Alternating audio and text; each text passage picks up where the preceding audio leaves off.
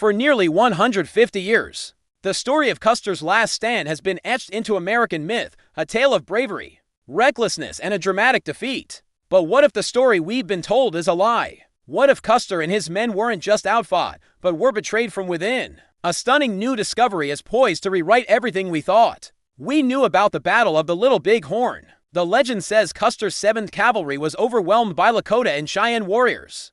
But a groundbreaking forensic analysis from 2025 tells a much darker story. Archaeologists using advanced scanners have analyzed bullets and cartridge cases from the battlefield. And they've found something shocking. A huge number of the cavalry's cartridges were made from a cheap, brittle brass alloy. In the heat of battle, this wasn't just bad luck, it was a death sentence. Picture this: a soldier, surrounded, firing his Springfield carbine as fast as he can. Suddenly, his rifle jams. The faulty cartridge has swollen from the heat, and it's stuck. He's now holding a useless piece of metal. His weapon, his lifeline, has failed him now. Imagine this happening to soldier after soldier across Last Stand Hill. This wasn't a random manufacturing error. Researchers are calling it the alloy of betrayal. So, where did these faulty cartridges come from? Records show they all came from a single munitions company with a shady past. The company was awarded a low-bid contract just before the battle, and was run by a former Confederate official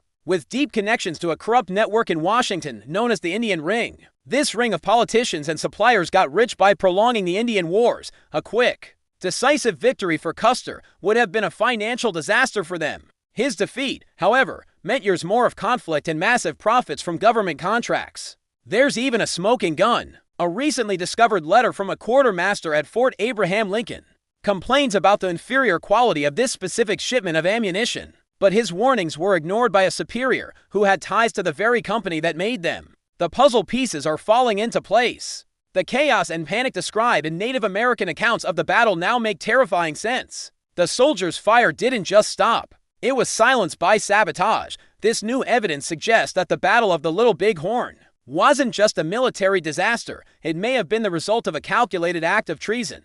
Hundreds of men were sacrificed not just on the battlefield, but on the altar of greed.